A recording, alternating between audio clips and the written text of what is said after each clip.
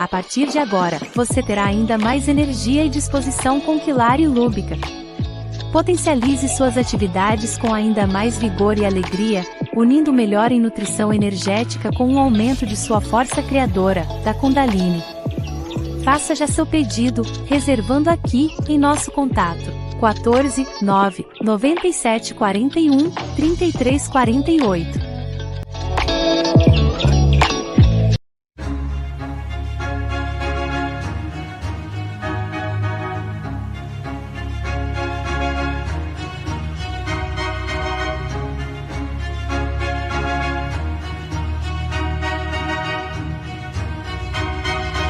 Oi, gente, boa noite, como vão todos? Sejam muito bem-vindos a mais uma live. E hoje a gente tem um convidado para lá de especial, que é o meu amigo Cássio, um terapeuta energético. E nós vamos falar sobre Jesus e Madalena. Chega mais, Cássio. Olá, boa noite a todos, boa noite, Carlota. Mais uma vez, assim, é um prazer imenso estar aqui com você, no seu canal, sabe? Compartilhando, né, estudos, compartilhando aqui as minhas pesquisas aí nesse campo, né, dos evangelhos, né? Porque quando a gente fala dos evangelhos, a gente está olhando também para aqueles chamados apócrifos. A gente vai falar sobre isso, né? Evangelhos apócrifos, evangelhos deuterocanônicos, canônicos. Vamos falar aqui também sobre Madalena, né? Sobre Jesus e Madalena, também é polêmico esse assunto. Né? Vamos papear hoje, né, Carol? Sim. Deixa eu cumprimentar o pessoal que está aqui na live, o Alex, o Renato, a Alessandra, a Maria de Lourdes, a Thaisa, boa noite. Sejam todos muito bem-vindos na nossa live. A Nilceia, o Luiz Horácio, a Cláudia Costa, boa noite, Antônia, boa noite. Sejam todos muito bem-vindos. E Rafa, eu peço que vocês lembrem de curtir, compartilhar, se inscrever no canal e deixar um recadinho no feed da live, tá? A arte de viver em Santa Catarina, tá difícil, né? Sejam todos muito bem-vindos. Eu me sinto muito honrada com a presença de todos aqui na live. Carlota, eu estou com o meu Quilari aqui, ó. Tá. Eu vou comer. Ó, você vai ter que dar um jeito de ir falando enquanto eu vou comendo o meu Quilari aqui, sabe? Você segura a onda aí. Tá bom. A hora que você abrir, tá aqui, ó. E sem falar também que toda live antes eu uso Lúbica. Deixa eu ver. Aqui, ó. Eu uso Lúbica. Porque ele é bom para expandir o campo da gente, né? Carlota, aproveitando sua informação do Lúbica, esses dias eu conversando com uma amiga, né? Ela falou, nossa, eu já encomendei o Lúbica com a Carlota, só que eu tô com medo. Ela disse que vai acender aqui a minha energia kundalínica e vai que eu vou ficar meio loucona, eu vou subir em cima do prédio, vou começar a uivar. Acontece isso, Carlota? Acontece alguma coisa assim? Ou não? Isso aí é medo, é só medo. Não, o Lúbica, ele ativa a frequência, né? Porque ele pega os nossos meridianos, ele começa a fazer os meridianos a funcionarem, vai equilibrando os chakras e ativa a nossa Kundalini. Mas não precisa ter medo de usar. Eu só digo assim, não use à noite, a não ser que sejam aquelas, senão você não dorme. Porque você fica muito elétrico, fica muito assanhado, né? Mas o Lúbica, ele está surpreendendo nas coisas que ele está fazendo, sabe, Cássio? Porque, né, eu estava contando que nessa última C, chegou uma moça e falava assim, Carlota, e mostrava o dedo do meio para mim. Carlota! E mostrava o dedo do meio para mim. Aí eu virei assim e falei, meu Deus! Aí eu fui chegando perto dela, né, e falei, escuta, eu fui grosseira com você, eu te maltratei, eu, né, não te atendi com devida atenção e educação. Que nada, Carlota, não é isso. Eu estou mostrando a minha unha, porque ela estava mais de 1 ano e meio, quase 2, ela ia amputar metade do dedo, que deu um fungo na raiz da unha, e ela falou, minha unha ficou porosa, toda preta, porosa, doía demais. e eu estava 1 ano e meio tratando, e o dedo estava começando a ficar preto, estava gangrenando o dedo dela. E aí ela ouviu eu contar algumas coisas sobre o Lúbica, né? Que queimadura, que feridas, né? Ele é altamente cicatrizante. E tem, assim, uma das nossas inscritas, ela estava com uma ferida, passando de tudo e não sarava, ela se enfesou e esguichou o Lúbica bem no meio, daí 2 dias cicatrizou. Lá eu tive essa experiência lá na fazenda, lembra na multiplicação dos pães? Que no meu grupo, uma senhora caiu uma brasa viva entre a bota e a calça. Aí correram, tiraram a calça, mas já estava uma queimadura horrível, tinha derretido, fez bolha. Aí eu falei, posso espirrar o Lúbica? E eu espirrei. No outro dia eu encontrei com ela, e ela falou, Carlota, eu falei, e aí, como é que está a queimadura? Eu falei, Carlota, não doeu nada, parou a dor total. E eu dormi bem, e hoje só tem uma marquinha branca. E ela me mostrou a marca. Aí, a Shendi, né, viu isso, ela foi na penúltima, na antepenúltima C, né, que na penúltima C que teve, comprou o Lúbica, e na última C, 1 mês e meio depois, a unha dela, que estava 2 anos tratando, que ela estava em vias de amputar o dedo, estava metade da unha nascida, bonitinha, belezinha, não estava doendo mais. Eu fiquei surpresa com essas coisas que o Lúbica está fazendo, né? Muito legal, muito legal. É legal mesmo. Mas A vamos. gente vai falar bastante, né, sobre coisas surpreendentes, né? E eu gostaria, assim, de já falar que quando a gente fala de Evangelho de Madalena, Evangelho de Tiago, Evangelho de Filipe, a gente escuta muito o nome apócrifo.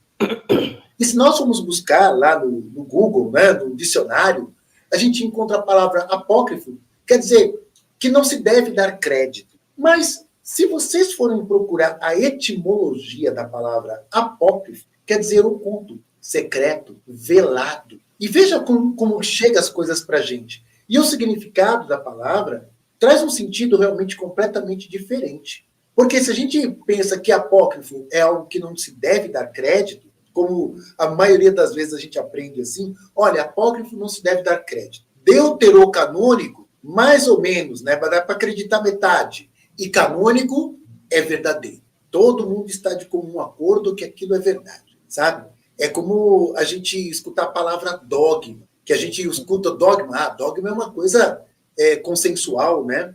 Todos estão de acordo. É uma opinião realmente validada por todos. Então, a gente dá crédito para um dogma. E o diferente do dogma é a heresia. E aí a gente vai procurar a etimologia da palavra heresia, quer dizer opinião, uma outra opinião. E é interessante isso, né? Porque se a gente entende isso, e a gente vai atrás dos livros que foram considerados canônicos, e dos livros que são considerados apócrifos, ou secretos, né? Ou velados, tem muito mais esses velados apócrifos do que os canônicos. Porque a Bíblia, mesmo a Bíblia católica, ela tem 73 livros. Sabia que os apócrifos são muito mais? Tem 113. Nossa Senhora, é muito mais. São 52 do Antigo Testamento e 61 do Novo Testamento. Nossa, é muita coisa. E como separar, né?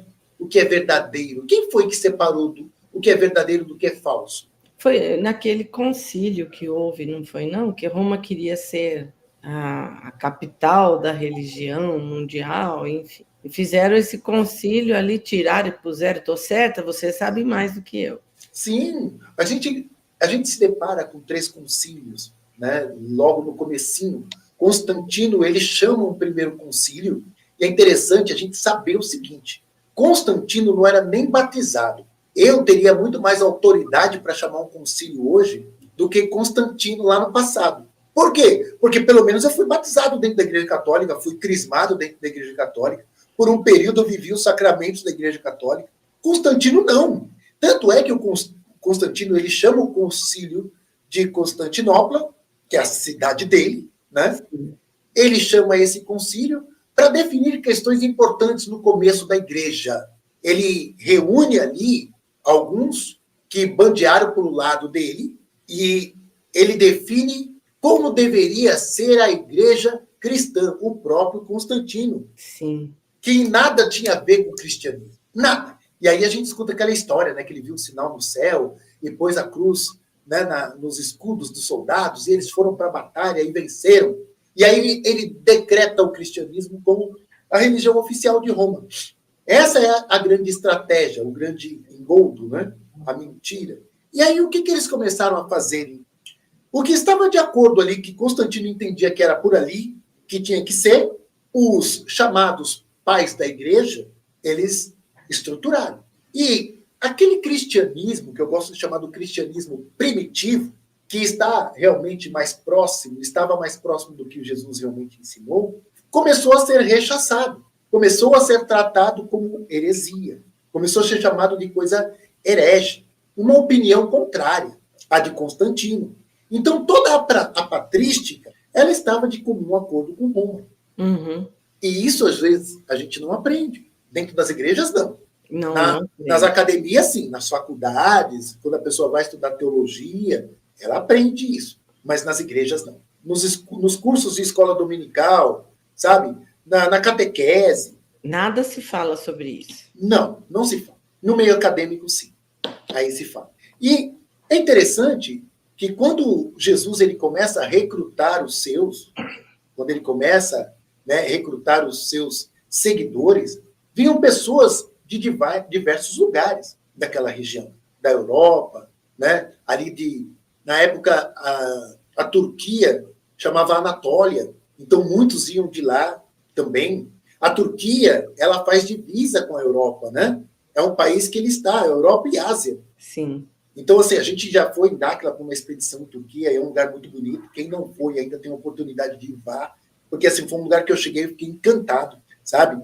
E, principalmente, com o lado ali onde tem as cavernas, lá para o lado de Éfeso, né? Onde tem as 7 igrejas do Apocalipse, nós fomos lá. Fomos até a casa de Paulo, fomos até Göbekli Tepe. É um lugar incrível, né? É um lugar incrível mesmo. Até o Monte Ararat, chegamos lá pertinho, na fronteira da Ásia. Fomos no único lugar no mundo que fala ainda aramaico, sabe? Na divisa com a Síria. Nossa, que legal. Que lugar é esse que fala? Lá, eu vou lembrar o nome, lá chama Dara. Um lugar incrível, sabe? Com cavernas incríveis e tudo mais, sabe? Então, a gente escutar a língua que Jesus falava, na época, o aramaico, nós ficamos nessa cidade um dia e conversamos com as pessoas lá na rua, escutamos eles falando e tal. Foi uma coisa muito legal, uma interação muito boa. A gente percebe que Jesus ele recrutou gente de diversos lugares, chamados os pagãos. Jesus ele recruta um monte de gente da Galileia. A Galileia era um lugar daqueles que estavam misturados. Eram aquele judeu, vamos dizer assim, que não tinha pedigree. Vamos dizer dessa forma. Porque lá, na época dos 722, olha as cavernas da Turquia. Nossa, incrível, incrível. E tem lugares que você entra assim, e é possível acessar até 5, 6 andares abaixo desse nível. E é interessante, tem lugares que é proibido ainda a gente acessar. A gente já tinha descido 5 andares e a gente enfiava lá os pés nos lugares proibidos, ainda vinha um ventão lá de baixo ainda. Vento da onde? A gente perguntava. Nossa, é incrível. Pena, né? Deixa eu dar boa noite para o pessoal que está chegando. Sim, João enquanto isso, eu vou comer aqui meu quilário. Enquanto isso, boa noite a todos. Moisés, Janice, João Flecha, Deise, olha lá, Alcina, o Fábio. Boa noite, gente. Boa noite a todos. Sejam muito, muito bem-vindos a esse bate-papo e a esse meu amigo que é muito sábio e conta umas histórias muito legais para gente. Ainda mais comendo quilari, né? Ficando forte. Ai, ai. E quando Jesus ele recruta esse pessoal que já tinha se contaminado, esse judeu, né, que tinha se contaminado com os assírios na primeira diáspora em 722 a.C., e depois se contaminaram com os babilônios. Quando houve o cativeiro da Babilônia, foi a elite que foi levada, não foi o povo em massa. O povão ficou e se contaminou com os babilônios depois. Então, toda essa região da Samaria, Galileia, onde Jesus estava sempre ali andando e recrutando os seus, ele estava recrutando aqueles marginalizados. Eram esses que faziam parte do seu grupo. É dessa região também da Galileia que tem uma cidadezinha chamada Magdala. É desse lugar onde os cananeus, os assírios, os babilônios misturaram-se com os judeus. Olha só, é interessante que dentro do judaísmo tem alguns segmentos que a gente às vezes desconhece da Torá. A gente conhece muito a Torá escrita, que é chamada a Lei de Moisés, os 5 livros do Antigo Testamento. Os primeiros, o Evangelho, o Gênesis, Êxodo, Levítico, Número e Deuteronômio. Esses 5 primeiros livros da Bíblia foram atribuídos a Moisés, mas Moisés não escreveu. Esses livros foram escritos depois do cativeiro da Babilônia, 584 a.C. Moisés é de 1400, 1500 a.C., praticamente 1000 anos antes desses livros serem escritos. E isso também é um fato. Então, eles são atribuídos a Moisés. Só que tem uma Torá, que é uma Torá oral, que eles também atribuem a Moisés. E tem uma outra Torá, que é chamada de Torá oculta, ou oculto, velado, apócrifo. Nessa Torá oculta, é ensinado todos esses segredos, ou a cabala, os anjos cabalísticos, toda uma mística, uma filosofia, que os judeus até hoje preservam. Até hoje. Olha, o João Flecha está falando que as pessoas do meu trabalho me chamam de Jesus. Porque eu pareço com ele, com Jesus cristão, que ele é barbudão, assim, sabe? Sim, é interessante como que as pessoas apresentam Jesus para nós, né? Cabeludão, barbudão, né? Às vezes é um Jesus que ele é um loiro do olho azul. E é interessante que as informações que nós recebemos dos parceiros é que esse Jesus, ele chegou de nave, ele não nasceu do ventre. Ele chega naquela família já um adolescente. Sim. E só nessa informação dos parceiros já cai por terra alguns dogmas, né? Porque contam algumas histórias aí da infância de Jesus, que ele fazia traquinagem, só que ele tinha os poderes para fazer as traquinagens. A gente que já sabe a história real, vê que tudo isso é balela. Exato. Né? E a gente encontra em alguns evangelhos desses, colocados como apócrifos, informações que de fato não batem, sabe? Que Jesus matava os passarinhos, depois ele ressuscitava os passarinhos, sabe? Tem alguns desses assim que realmente não batem. Mas tem muitas informações que a gente fala, poxa, isso aqui tem um fundamento muito grande. Porque a gente encontra apócrifos que foram datados de 400, 500, até 600 depois de Cristo. Isso pela datação do carbono 14, do radiocarbono. Mas tem apócrifos que eles foram datados pelo carbono 14 antes dos evangelhos conhecidos como canônicos, Mateus, Marcos, Lucas e João. Sabia disso? Não. O mais antigo de todos é o de João. Mas se você for procurar o que tem desse papiro, é um pedacinho pequenininho do original. Não se tem mais nada.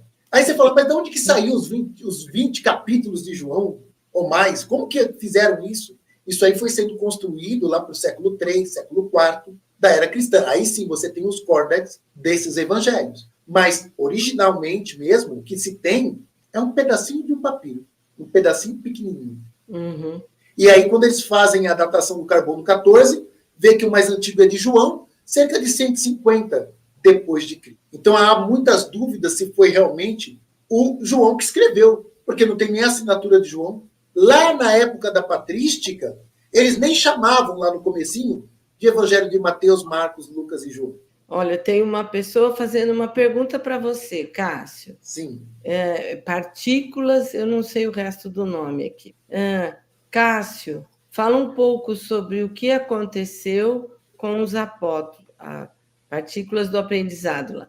Fala um pouco o que aconteceu com os apóstolos. Depois fala da falsa crucificação de Jesus. E quais os conhecimentos que você tem a passar. Ele está passando um monte de coisa. Tem muita coisa para ele passar ainda. Sim. Essa é só a primeira de muitas lá. Porque essa questão dos apóstolos, né? Tá tudo aí. Porque Jesus, ele recruta pessoas para estar com ele, e a gente sempre fala muito desses 12 apóstolos, mas tinha aquela que era amada que estava com ele, que Pedro tinha inveja, sabe? Que estava ali ao lado, que foi a primeira quando chegou no sepulcro e o sepulcro estava vazio. Madalena, ela estava sempre à frente. Uhum. Madalena estava assim. Então, sempre a gente tem que contar com Madalena. Sempre. Quando a gente fala dos 12 apóstolos, a gente tem que falar do 13º ou da 13ª que estava ali. E é interessante que faz-se uma necessidade de construir um Jesus solteirão, uma coisa que não era comum para aquela época. Um homem com 33 anos, andando com os amiguinhos e com a mamãe, não tinha nenhuma credibilidade. Não teria. Mas isso que vendem para a gente. Né? O pai dele, o Javé, que não era, porque se a gente considerar ali a cruz, que ele não chama por Javé, se a gente considerar o texto do Evangelho, ele diz, Eli, Eli, lama sabachthani. E Eli, ele está chamando El, o Deus de Israel. Eli, meu Deus, por que me abandonaste? Então, o Deus dos cananeus, a deusa dos cananeus, era o deus El e a deusa Ácera. E hoje há provas científicas e arqueológicas que os judeus são descendentes dos cananeus. E quando a gente vai para os textos do Antigo Testamento, o que traz ali de informação? Que eles eram os grandes inimigos, que Deus abominava os cananeus, que Deus estava mandando destruir, que Deus deu a terra que era dos cananeus para o povo hebreu, porque o povo cananeu era um povo idólatra. O Baal, que era o filho do El, era o grande inimigo de Yahvé. A questão é que nem se sabe de onde que veio Yahvé. Se ele veio do Egito, se ele veio, né, lá do sul, como ele é chamado às vezes, né, Yahvé do sul, se era da tribo de Judá, de Benjamim e de alguns levitas dali do sul, porque o reino foi dividido entre reino do norte e reino do sul, das 12 tribos de Israel. Então, para entender essa miscelânea lá... Opa, deu um apagão aqui. Tá normal aí? Tô vendo você, tá normal. Tá bom. Então, assim, para entender um pouco dessa miscelânea da Galileia, desses judeus que não tinham pedigree, e aonde Jesus caminhava, onde ele estava, a gente percebe que lá estava guardado o que era chamado da Torá oculta, da Torá velada, de todo esse conhecimento que estava lá entre os cananeus, toda essa mística. Até a Torá tem uma oculta. Tem uma oculta, tem a Torá oculta. Então, a gente sempre tem que contar com a Torá escrita, a Torá oral e a Torá oculta. E esse ocultismo, esse apócrifo da Torá, está realmente toda a mística, que foi tão condenada pela patrística lá dos romanos. Então, quando a gente vê que a igreja primitiva, não, a igreja de Roma, perseguia as gnoses, a palavra gnose quer dizer conhecimento, os gnósticos, eles procuravam ver todo esse ocultismo, sim, essas verdades veladas, eles procuravam olhar para isso, eles estavam junto com a filosofia grega, eles estavam junto com o dualismo persa, em muitos aspectos, porque tem alguns estudiosos que acreditam que Zaratustra, ou chamado também de Zoroastro, que é um dos fundadores, vamos dizer, ou o fundador do masdaísmo, essa religião lá dos persas, né? Ele é mais antigo que Abraão. Tem alguns historiadores, alguns antropólogos que defendem essa ideia, e é uma religião também monoteísta. O Deus Todo-Poderoso lá chama Zurman. O Zurman teve 2 filhos, a Ahura Mazda e o Ahriman. E ele entrega para o filho dele, né, o Ahura Mazda, todo o reino, né, toda a administração. Só que o Ahriman fica com inveja e ele vai sempre perseguir o Ahura Mazda. É daí que vem a ideia do dualismo persa, do bem, do mal. O que quer dizer isso? E como esse dualismo persa também ajudou a base do judaísmo. Então, a aceitar que o judaísmo é a primeira religião monoteísta, sabe, a mais antiga, há controvérsias, por causa desse dualismo persa. E lá que saem os reis magos que vão visitar Jesus. Esses magos do Oriente, eles também estavam esperando o Messias. E eles falam, eu vi a estrela sua deslocando e apontando. Mas a gente sabe que não tem nenhuma estrela que faça isso. E o nosso amigo Edibel disse o quê? O que eles viram foi a nave que trouxe Jesus. De Ophiuchus, né? Porque Exato. quem teve a sorte de vê-la, ela realmente parece uma estrela. Porque Exato. ela é toda cheia de pontas. Quando a gente vê de longe ou está com a vista fraca, que você vai ver uma lâmpada que ela é toda rajada, assim, cheia de raios e tal. É assim a nave de Ophiuchus, né? Exato. Então, assim, por que os persas foram atrás do Messias? Porque dentro da religião deles, eles também estão esperando um Messias. Tem um Salvador. Hoje, essa religião, chamada lá no começo de Mazdaísmo, ela chama hoje, a religião chamada Parsis. Eles têm uma quantidade assim de pessoas que vivem essa fé lá na Índia. Porque eles foram perseguidos pelos judeus, foram perseguidos pelos muçulmanos, então sobrou só um pouquinho deles. E eles hoje se estabelecem na Índia, os Parsis. Uhum. Eles são esses antigos, né, que seguiam a religião do Zaratustra, ou Zoroastro. Por que eu estou colocando essa questão? Porque muito desses conhecimentos, chamados ocultos, segredos, velados ou apócrifo, está presente também no judaísmo, dentro dessa Torá oculta. Então, por que as gnoses, os gnósticos, foram tão perseguidos? Por quê? Por que esse cristianismo, né, que estava lá com esses conhecimentos, foi tão perseguido pela igreja romana? Será que eles falavam mentiras? Não, é isso que eu ia falar, porque eles falavam justamente a verdade que eles queriam esconder, né?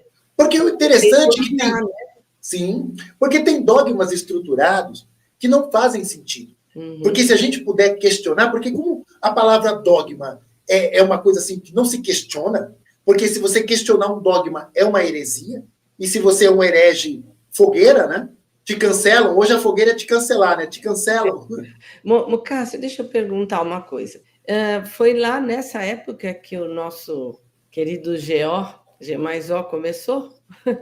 Exatamente, até mesmo o período mais antigo, porque assim, o governo do caos, ele começou a usar as religiões, porque percebeu-se que se disseminasse ideia de medo e de culpa, as pessoas ficariam presas. E até tem uma live no meu canal que eu falo sobre a estrutura do diabo, né, como se inventar o diabo, porque também é um dogma muito católico, muito cristão, não sabe que acreditar no diabo é um dogma.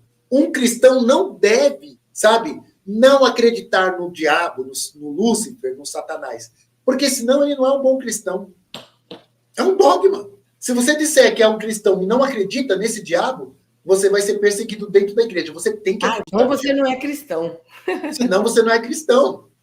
Olha aí, um documento, né, apócrifo que foi encontrado, assim, e é incrível, do Nag Hammadi, lá no Egito. Esse aí é um livro, né, um dos primeiros livros que saiu, com informações. Nag Hammadi era uma biblioteca, não era?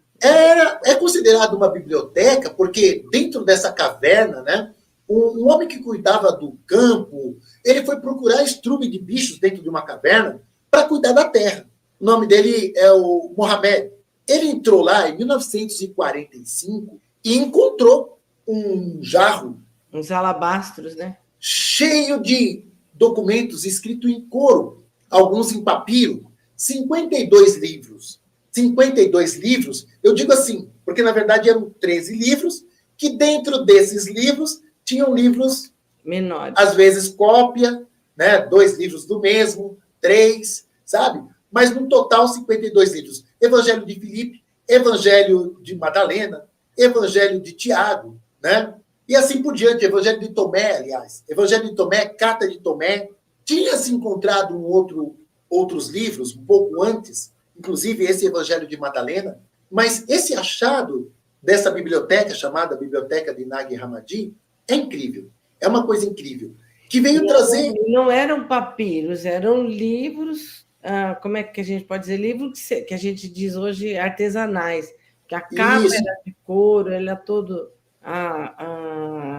amarradinho, enfim. Isso, eram livros bem feitos. Inclusive, tem até um slide... Aí, você pode mostrar ele, por favor. Como eles foram encontrados, né? E até hoje, esses livros, eles estão... Consegue ampliar isso, essa imagem para dar para ver? Isso, exatamente assim. Tá vendo, gente? Uma estrutura muito boa, né? E isso ajudou. E eles estavam nos livros. Tá vendo do lado direito? Esses são alguns papiros. Tinha no meio alguns papiros também, que estavam bem destruídos. Mas, gente, a gente está falando de coisas que foram guardadas há mais de 1.500 anos. Então, como lá no deserto, lá no Egito, né, esse clima não permite essa deterioração tão fácil. Então, eles ficaram conservados mais de 1.500 anos. Essa é a famosa biblioteca de Nag Hammadi. Esses monges copistas, eles preservaram esses escritos e guardaram porque eles foram perseguidos em 367. Atanásio de Alexandria, que fazia parte da patrística, né, dessa igreja romana, ele considerou todos esses livros ocultos, velados, chamados de apócrifos, né? Ele considerou como algo que deveria ser destruído. E ele pediu para destruir várias cópias. E o interessante é que o Carbono 14 prova que esses documentos são mais antigos do que o Evangelho de João. Nag Hammadi, alguns escritos, né, eles datam do ano 50, 60 da era cristã, depois de Cristo. E tem textos lá anotados que você vai comparar com o Evangelho de Marcos, de Mateus, repete. Só que os originais de Mateus e de Marcos, eles são de uma datação mais recente, anos 170, 180 depois de Cristo. É interessante tudo isso. Bem interessante mesmo essa coisa de datação, né? Porque dá um nó no conhecimento da gente, porque foi tudo tão conduzido para que nós não conseguimos ter clareza, né, com tudo isso, para conseguir enxergar essa diferença, né? Sim. E é interessante que eles foram escritos, os egípcios, né, esses monges copistas, né, eles são muito importantes na história. Porque o interessante é que, assim, Babilônia é um local onde existia muitos escribas, e Egito também. Então, é interessante que essas cópias, tanto do Antigo Testamento, dos apócrifos, dos chamados canônicos, assim como também do Novo, a gente encontra, né, nessas línguas. E pouca coisa no hebraico. Eles não eram, assim, exímios escritores. A escrita era uma coisa muito chique lá naquela época. A linguagem copta, né, que eles falam. Isso, a linguagem copta. Tanto é que tem um museu copta lá no Egito, né, onde até hoje estão guardadas essas relíquias aí, esses livros da biblioteca de Nag Hammadi. E o copta, ele é vamos dizer assim, um grego com alguns símbolos das escritas egípcias. E até a presença dos muçulmanos lá no Egito, do povo árabe, vamos dizer assim, a língua copta foi a última língua utilizada pelos egípcios. Hoje a gente tem lá o grego. Olha aí o copta como que é. Tem uma porção de símbolos aí, né? Isso. Tem algumas letras que se parecem também com a linguagem. Porque é do grego, né? Porque é o grego que está aí, que impera aí, né? É o grego. As partículas têm um outro comentário e acho que uma pergunta. Sim. Você pode colocar aí, Eli, para a gente? Nos ensinamentos passados pelas religiões, questionar ou tentar aprender outros conhecimentos é contra a lei. Se isso acontecia naquela época, as pessoas eram crucificadas, exatamente. Exatamente. Acontecia muito disso. Então, as pessoas preferiram ficar, para não serem perseguidas, elas preferiram ficar com aquilo chamado canônico. E essas heresias, né, é interessante saber que elas nasceram no centro da igreja. Sim. E eles, assim, se escondiam atrás também. Foi nessa época que começaram as sociedades secretas, né? Porque, na verdade, eles não queriam perder o conhecimento. Então, sim, eles usavam aquele manto que se chamava inconsútil, que é aquele manto franciscano que põe a touca, porque eles saíam à noite disfarçados para não serem reconhecidos, né? Interessante que o cemitério de cristãos mais antigo também está lá no Egito. Ah, é? Exatamente. Então, assim, é interessante saber a presença do Egito dentro desse cristianismo primitivo. É interessante, né? A gente vê todo esse material. E muitos dos evangelhos considerados canônicos e escritos considerados canônicos também estão em copta. Não, a gente não vai encontrar em aramaico, em grego, tem muita coisa em cópia, porque eram os escribas, né, esses monges copistas que viviam no deserto. Inclusive, também, em 1947, é que encontrou também, né, os documentos do Mar Morto, ou os livros do Mar Morto, Sim. dos essênios, que também trazem mais um monte de informações sobre o próprio Jesus, mas também foram considerados apócrifos, ou seja, naquele sentido, não se deve dar crédito, não acredite nisso.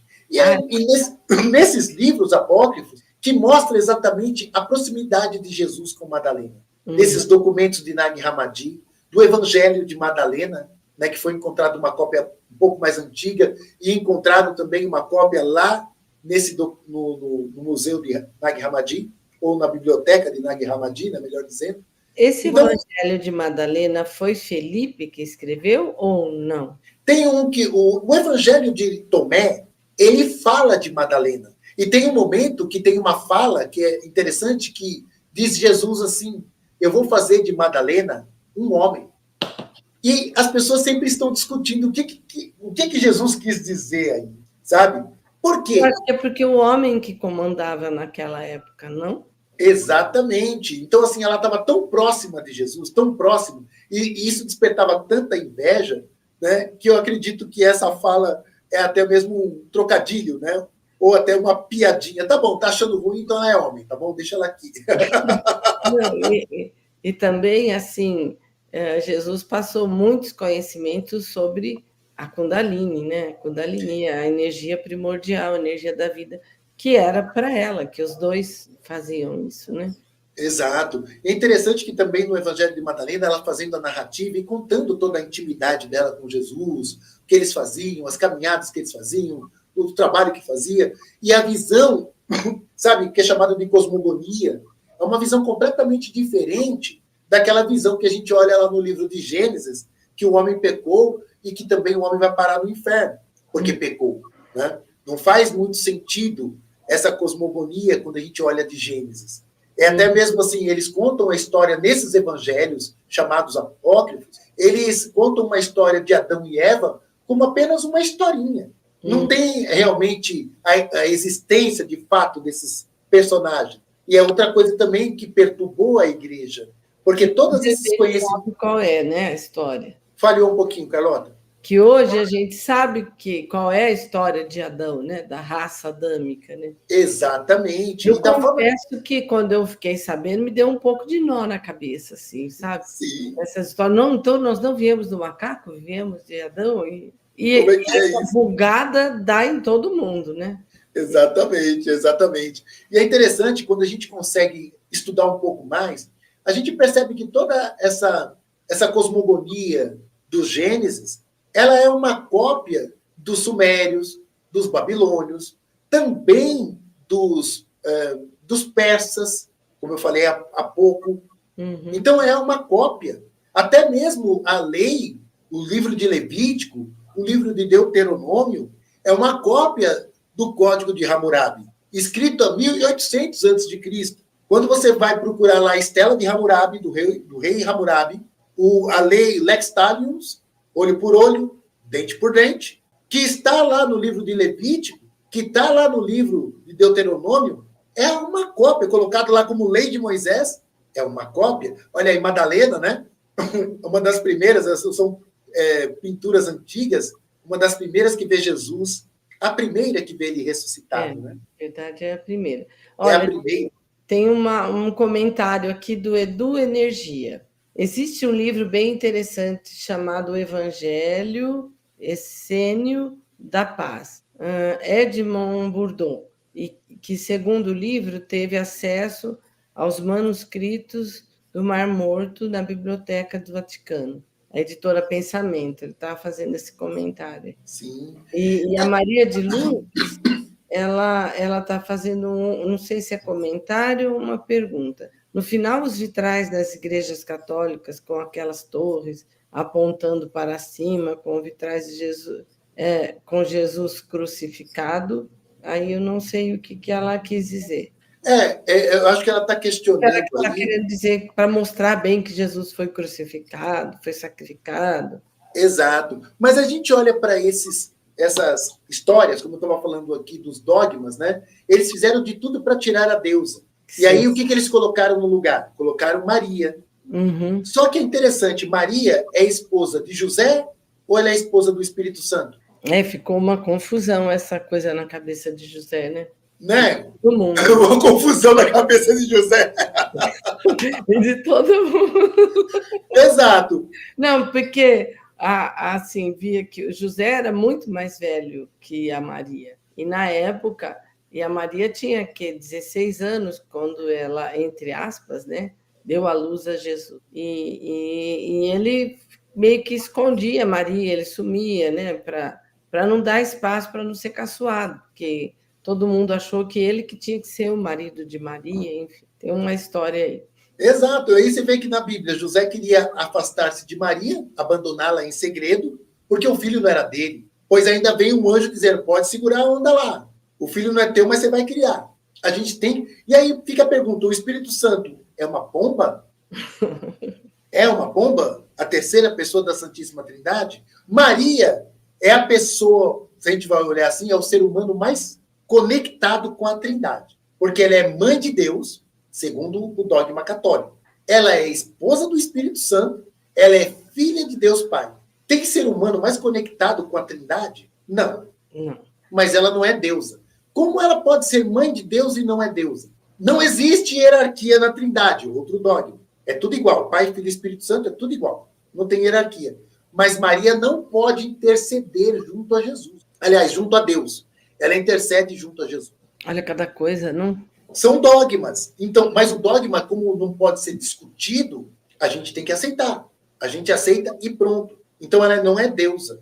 Ela não pode fazer. Ela só intercede junto a Jesus. Ela não pode nem chegar até o Deus Pai.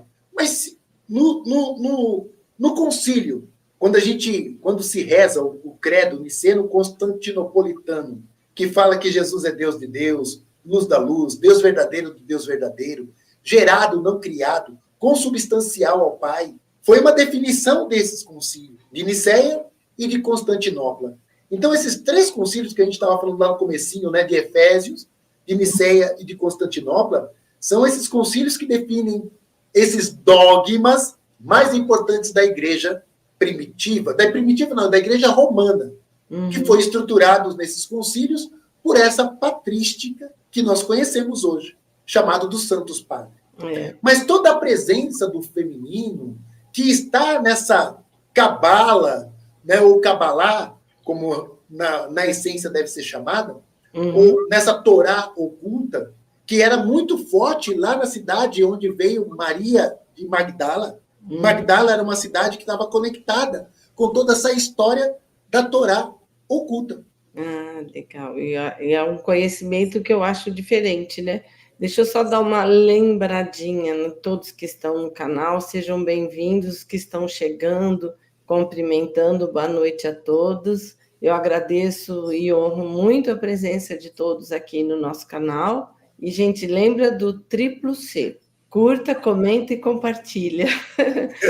Também se inscreva no canal. Meu e o do Cássio. Cássio, qual que é o seu canal mesmo? O meu canal no YouTube é Uma Palavra para Sanar. Eu coloquei esse nome, gente, por causa que no meu trabalho como terapeuta, eu percebi isso. Às vezes, né, o que levou a pessoa para uma dor foi uma palavra mal colocada, uma âncora negativa.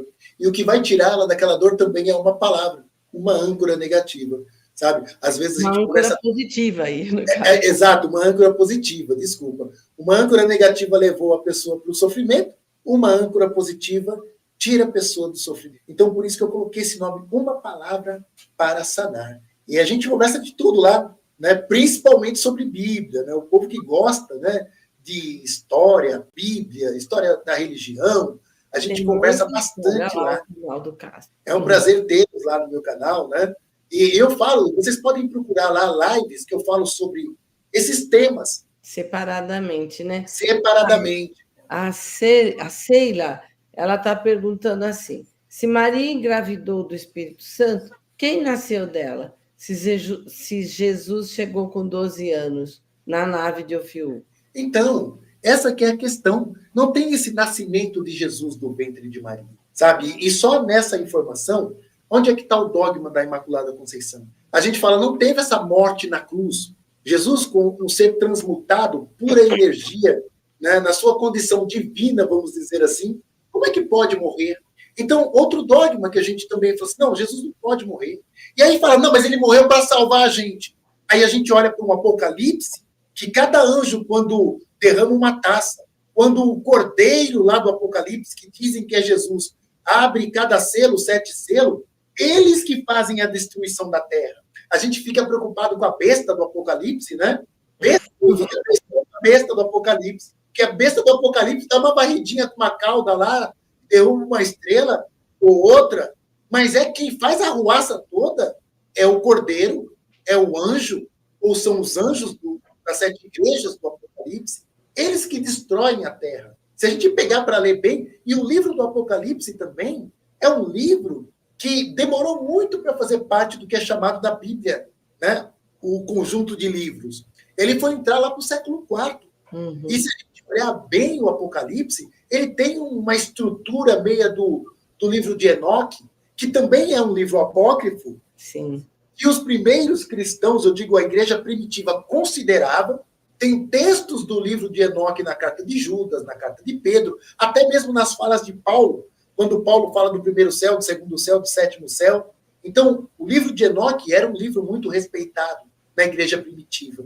E que depois se tornou um livro apócrifo. E o Apocalipse virou um canônico, que mostra um cordeiro que está destruindo tudo, que mostra, sabe, anjos que estão acabando com a terra. E, além de tudo, aqueles que fizeram a vontade, né, do Satanás vão ser condenados pelo próprio Satanás. Também não faz sentido, né?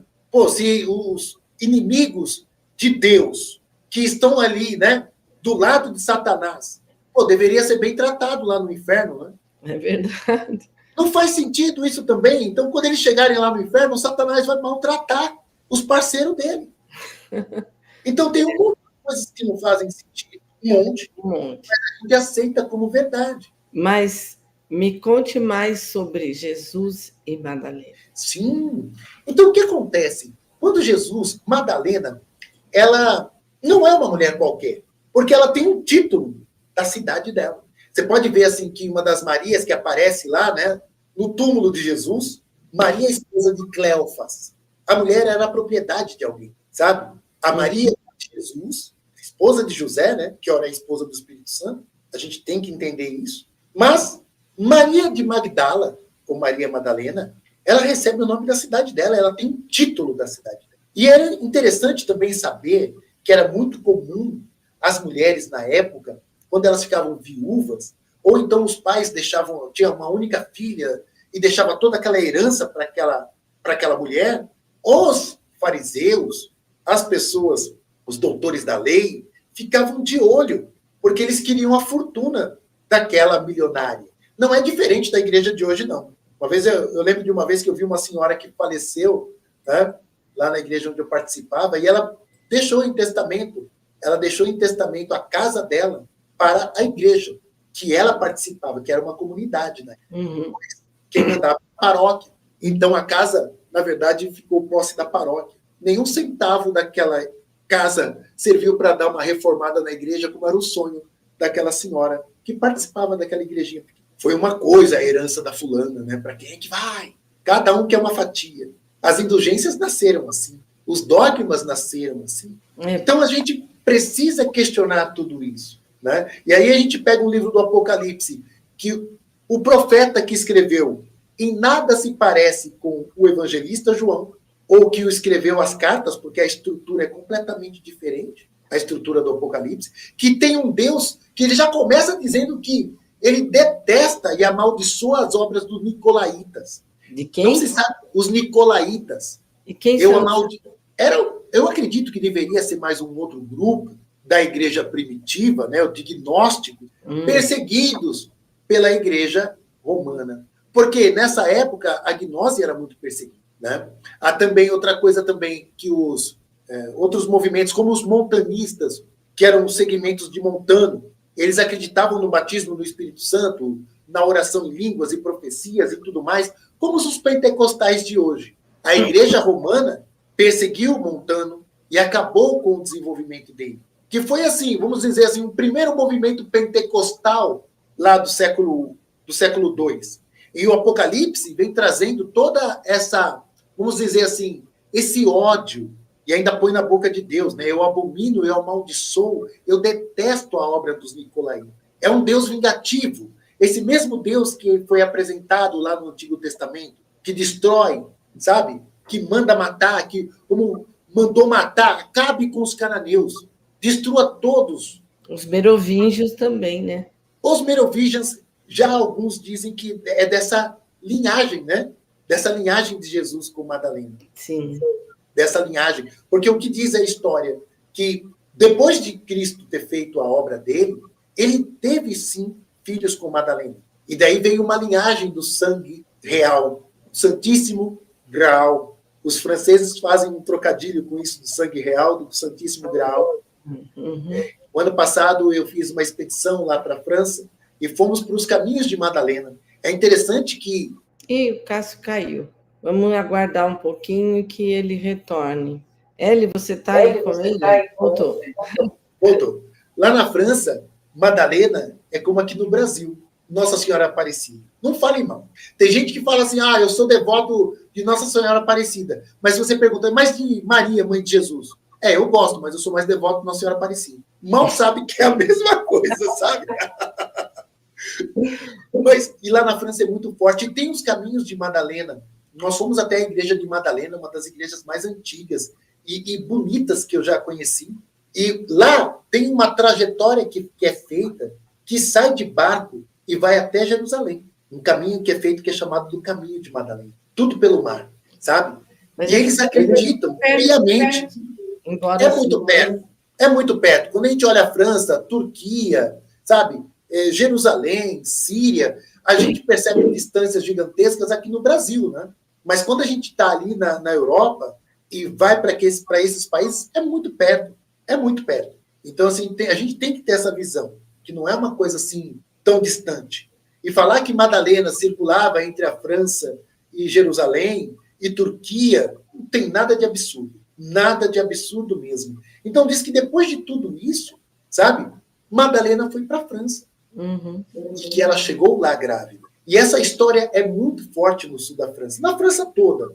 Mas no sul da França é muito forte, sabe? Nós ficamos num local... Quero mandar um abraço para todos lá da França. Temos um núcleo lá na França, né? Núcleo de Dáquila. Então, Nicolas, né? O François esteve com a gente nessa expedição. A Cecília, o George. O George que é brasileiro e francês, né? Está tanto tempo lá na França. Também um abraço para todos eles. Então, a Cecília e Jorge, eles moram realmente numa vila dos antigos templários. Então, assim, tem muitas coisas lá que remontam toda essa história. Acredita-se que os templários, quando eles ficaram lá no templo, nas ruínas do templo de Salomão, eles conseguiram, então, resgatar toda essa história de Jesus, de Madalena, sabe? Do Santíssimo Graal. Por isso eles foram perseguidos e dizimados pela igreja. É porque eles começaram a fazer coisa e para a igreja não interessava isso, né? Eles tinham que fazer a vontade da igreja, né? Eles tinham que fazer a vontade da igreja. Aí, quando eles começaram a perceber que a coisa era um pouco diferente, aí não deu para eles também. Então, assim, é interessante, né, nessa expedição, inclusive lá no meu canal, eu fiz uma sequência de lives, né, falando sobre os caminhos das deusas. Então, são 4 lives falando de toda essa história, e a última a gente mostra exatamente toda a trajetória que fizemos lá, desde a igreja de Madalena, com toda essa história, que tem realmente um sangue real aí, que Jesus deixou a sua genética para beneficiar todo o sistema Terra. O Joilson, acho que Machado, ele está falando, interessante é que hoje em dia os evangélicos criticam os católicos, porém as bolhas que usam para defender sua fé são, na verdade, os textos que os romanos disseram que eram os corretos. Nossa, ele, vamos dizer assim, acertou, sabe, tipo, no alvo nesse comentário. Porque se você pergunta para qualquer evangélico, ele vai falar, não, a patrística, Se eles forem olhar quem é a patrística, é tudo romano, é Constantino, é o que eles dizem que não serve. Isso é uma contradição tão grande. Eles nem sabem quem é essa patrística. Eles não sabem. Eles pensam que é uma pessoa. Eles pensam que é a igreja primitiva, eles pensam que é os apóstolos ali que vieram, mas se eles forem olhar, né, aquela patrística que eles defendem, são católicos, são romanos. Aí o Joilson fez um outro comentário. Como que uma suposta revelação sobre Madalena pode acabar com o reinado da igreja romana?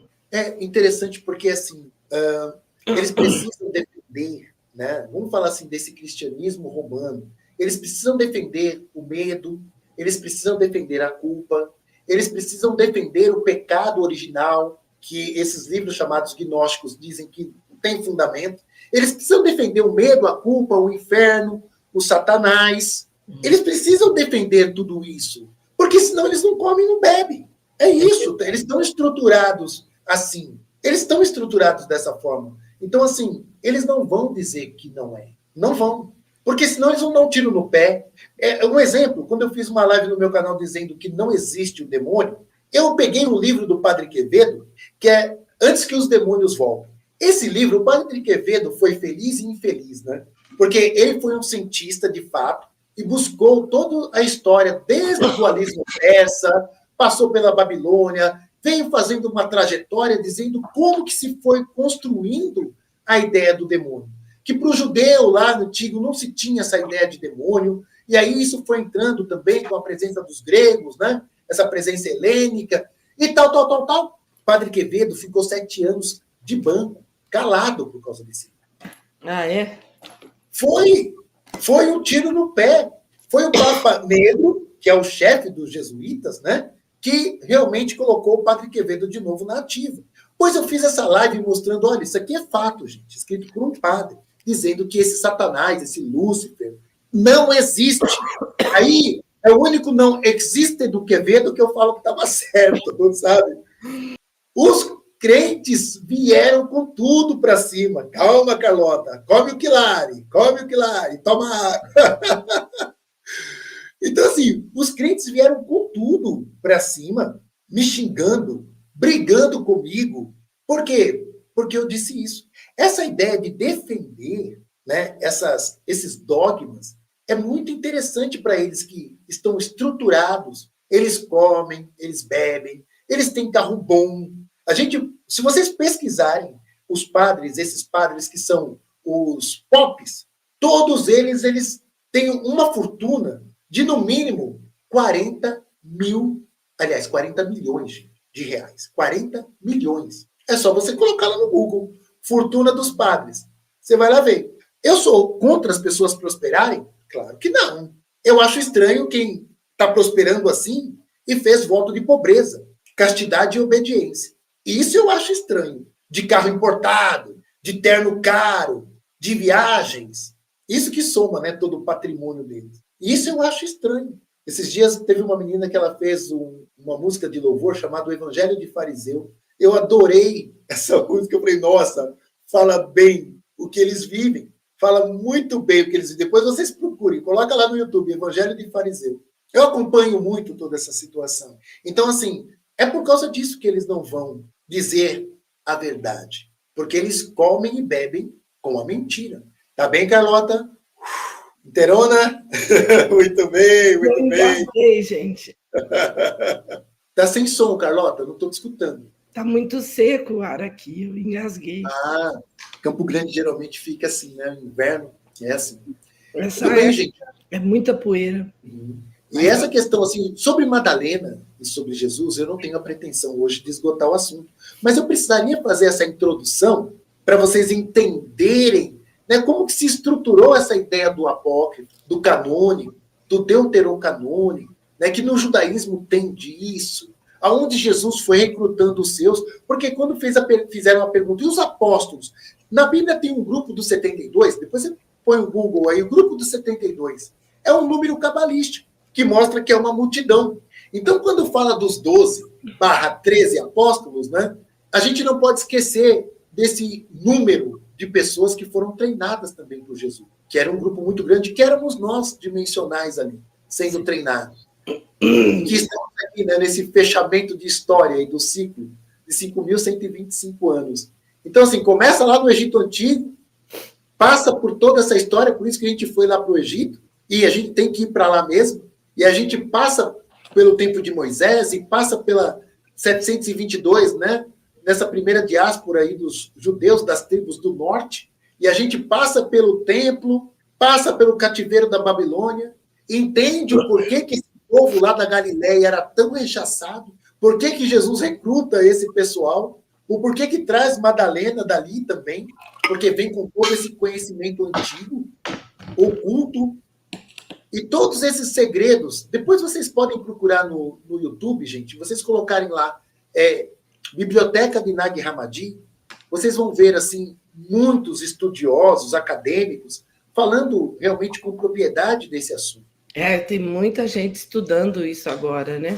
Tem. Então, esses achados do Mar Morto, dos essênios, e desse de Nag Hammadi, são achados tão importantes, de 45, 47, bem ali na Segunda Guerra Mundial, que demorou, olha, só em 77 que foi sair uma cópia, que eu criei um livro aí, né? Só em 77 saiu uma cópia. Eles conseguiram estudar, traduzir, se juntar para estudar, né? Olha quanto tempo, gente. Exato. E existem cópias mais recentes, né?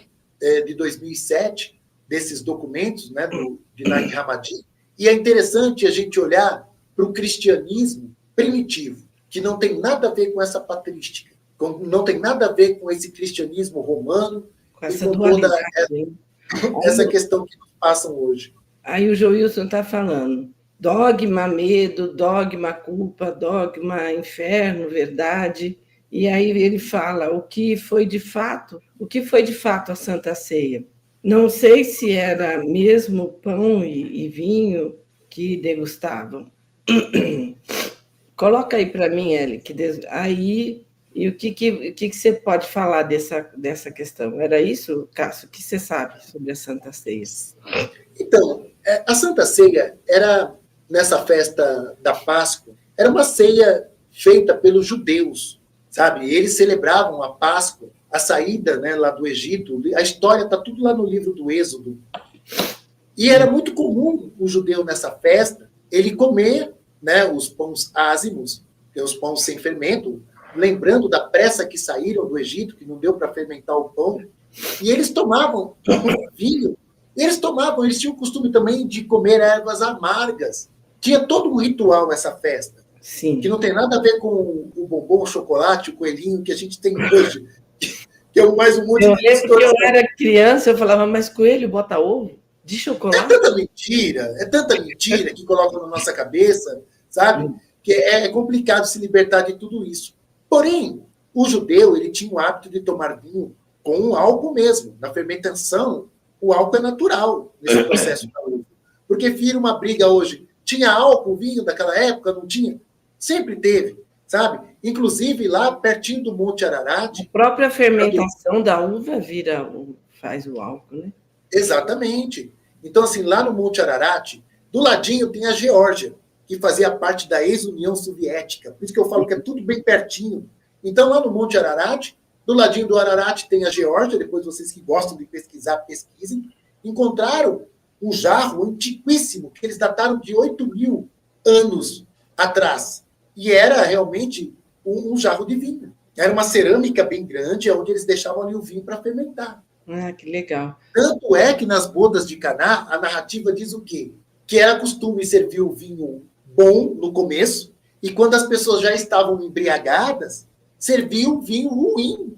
Para as pessoas irem parando. E nas bodas de Caná, a narrativa é o quê? Pois o Senhor reservou o vinho melhor para o final da festa. Todo mundo diz que esse casamento das bodas de Caná era o casamento de Jesus com Madalena. Era o casamento dele com Madalena. Sim. Mas, como dizem alguns, né? Quem diz isso são as más línguas, porque Jesus era um casto, né? Assim como o pai dele também, que é um deus solteirão, que ele não tem uma deusa. Todos os deuses têm a sua sorte, né? E a vida, e a gente vê que tudo na natureza, como que ele ia criar um mundo que ele criou todo impar. As árvores têm o mamão, que é o macho, o mamão, que é a fêmea, precisa estar perto para polinizar, enfim. Tem várias árvores que têm as que não têm, já na própria flor, na florada, já tem a polaridade masculina e feminina. Aí o Lucas está fazendo um comentário ou uma pergunta, Olha lá, Cássio, a teoria da Anatoly Fomenko é válida?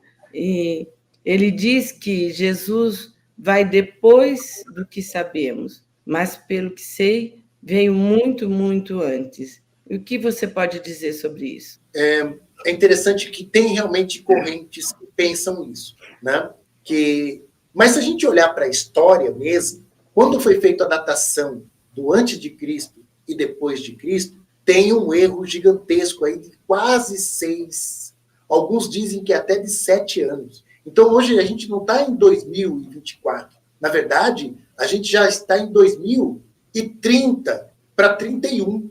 Uau. Porque quando diz que o César Augusto pediu o recenseamento, diz que esse aí é o ano onde Jesus nasceu. Definiu-se, então, o monge pequeno, definiu-se esse como o ano 0. Uhum. E passou a contagem daí. Só que quando foram fazer realmente uma comparação com o calendário usado na época, esse recenseamento foi pedido 6 anos e meio antes do nascimento de Jesus. Então, tem uma contagem temporal, né, que está errada. Está muito errado, sabe? Então, quando Jesus chegou, quando ele veio de fato, né? Então, hoje, as pessoas acabaram mantendo essa data, mesmo que eles descobriram isso lá, há 500 anos atrás. Sabe o que eles falaram? Falaram que ia ter que mudar muita coisa nos livros, ia ter que fazer uma bagunça muito grande, então vamos deixar como Deixa está. Assim mesmo. Deixa assim mesmo, não vamos alterar essa história, não. O Lucas está perguntando, que era uma pergunta dele, se a teoria de Anatoly Fomenko é válida. Então, por isso que eu estou colocando isso, né? Já tem uma comprovação de que Jesus, ele já chegou antes do tempo, antes desse tempo que a gente conta hoje. Ele já é antes desse tempo. Pode ser que essa conta esteja mais errada ainda. Pode ser. Pode ser que ele seja, de repente, vai de 20 anos antes, 10 anos antes. Pode ser. Eu não posso, a gente não tem nenhuma informação oficial, assim, para dizer. Quando eu digo oficial, assim, que os parceiros vêm, falam e pronto. Não. Mas que tem erros nessa contagem do tempo, isso eles já confirmaram para a gente. E a própria história, se você for pesquisar, você vai ver isso, que é esse fato que eu estou colocando. Não, e o próprio calendário, quando foi feito, era o calendário gregoriano. Outubro, o calendário. O calendário gregoriano já é um. O Papa Gregório, logo de cara, ele cria o primeiro observatório lá em Roma. Olha só. E ele tem até hoje, o Roma tem um observatório, e tem um padre, que é José Gabriel Funes, que ele está sempre ligado nessa parte da astronomia, da astrofísica. A Igreja Católica tem um outro observatório nos Estados Unidos, se eu não me engano, no Texas, onde ficava a antiga tribo Hopi.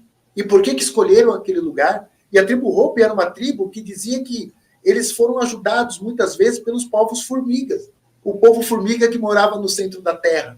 E existem relatos assim também, lá na antiga Anatólia, atual Turquia, de povos que viviam no centro da Terra e que vinham ajudar. Os cristãos primitivos se esconderam muito, ou viveram muito tempo, naquelas cavernas mostradas há pouco pelo Eli Jones, né, lá da Turquia. Uhum. E a gente pôde ver isso de perto. É uma coisa bem interessante. O Antimatrix está fazendo um outro comentário. Jesus era 100%, e é por isso que ele também sentiu. Deve ser sentiu, não só amor por todos. Sentiu não só amor por todos, e sim uma paixão, um amor da criação que nos faz sermos quem somos, né? Olha, como o Bilu gosta de falar, Jesus era o cara. Ele é o cara, sabe? Porque o que acontece? Por mais que não exista provas desse Cristo histórico, que é uma coisa que é muito falada entre os acadêmicos, tem o que é chamado do testemunho Flaviano, que era um judeu que se converteu romano para poder manter a sua vida, né? e até hoje os judeus não gostam muito de falar de Flávio Augusto, desse Flávio, né? Que é por isso que é chamado de testemunho flaviano.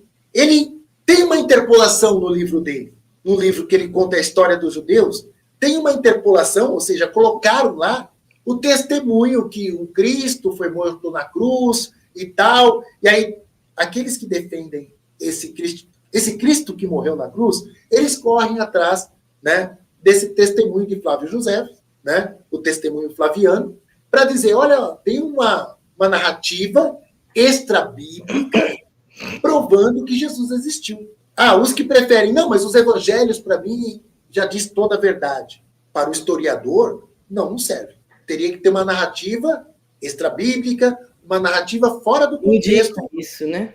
Para indicar isso. E o testemunho flaviano, a maioria dos acadêmicos dizem que é uma interpolação. Então, eu não preciso nem do testemunho flaviano, nem dos evangelhos, para saber que Jesus realmente é a pessoa mais importante, né? O próprio Edibel já disse para a gente. É verdade. O Tiago Dallagnol pergunta, Cássio, como seria se a história de Jesus tivesse sido outra? Tudo que ele estava passando, ele continuasse. Como seria hoje? Interessante.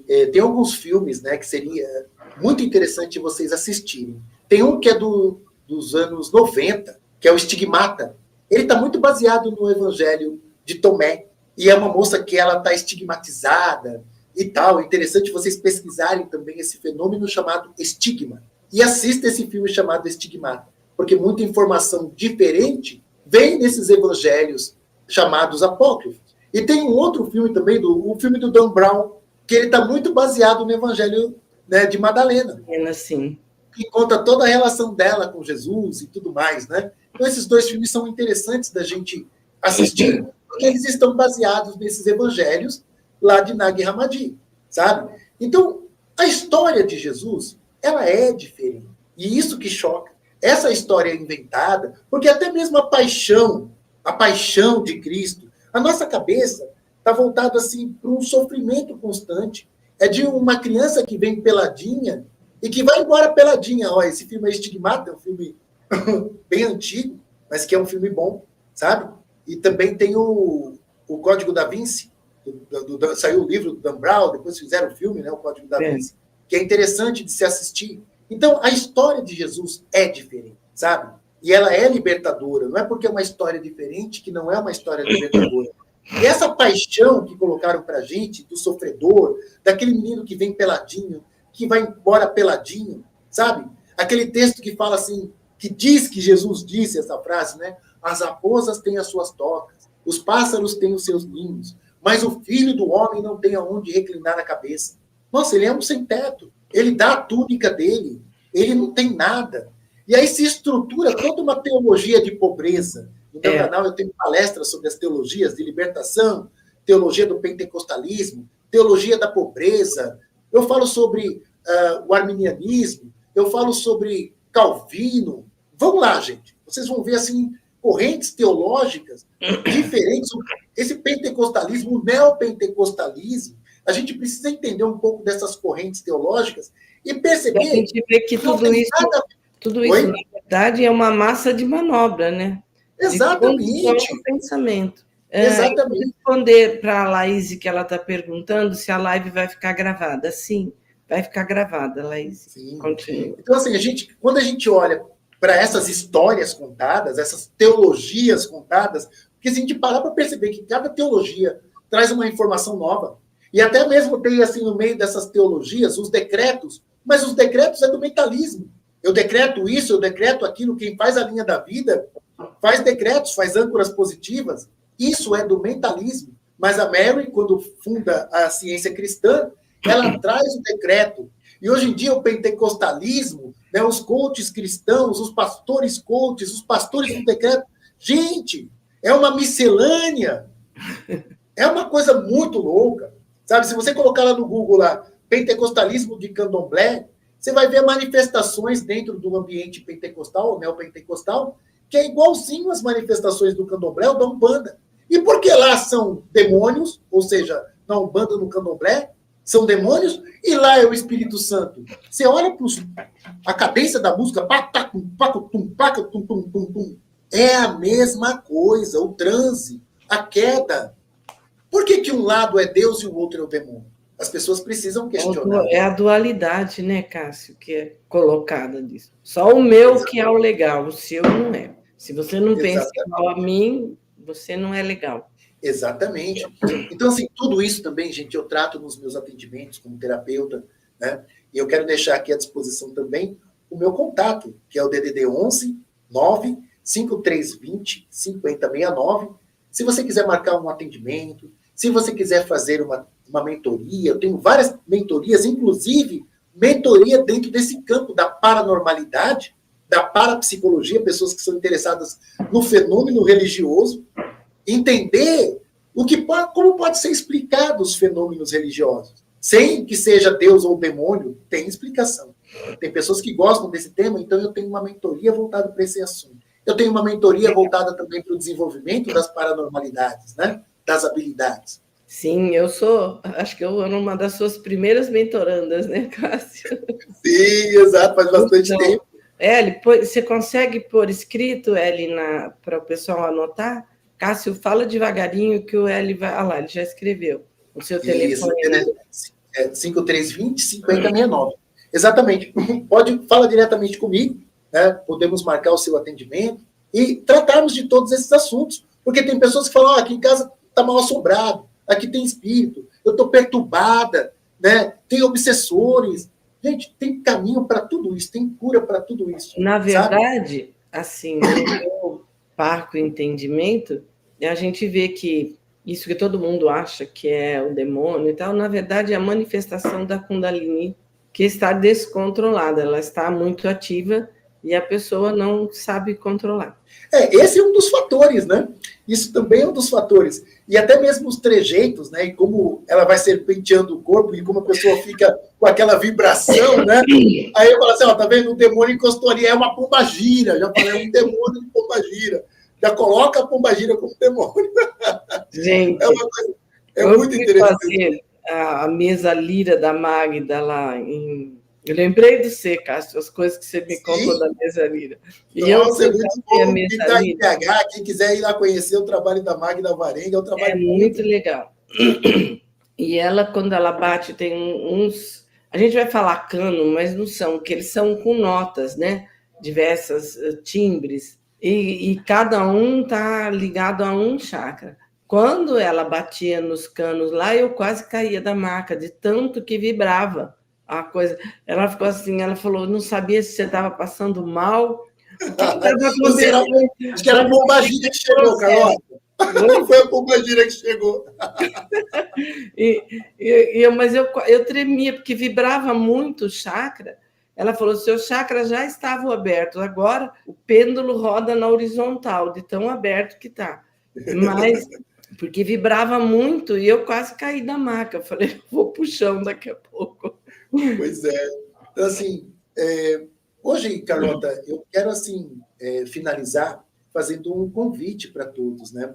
E é interessante também que nessa biblioteca aí, de Nag Hammadi, até textos de Platão foram encontrados, sabe? E Platão é um que, de repente, trabalhou essa informação da importância da música, da vibração sonora no campo filosófico, assim, de forma assim, muito interessante.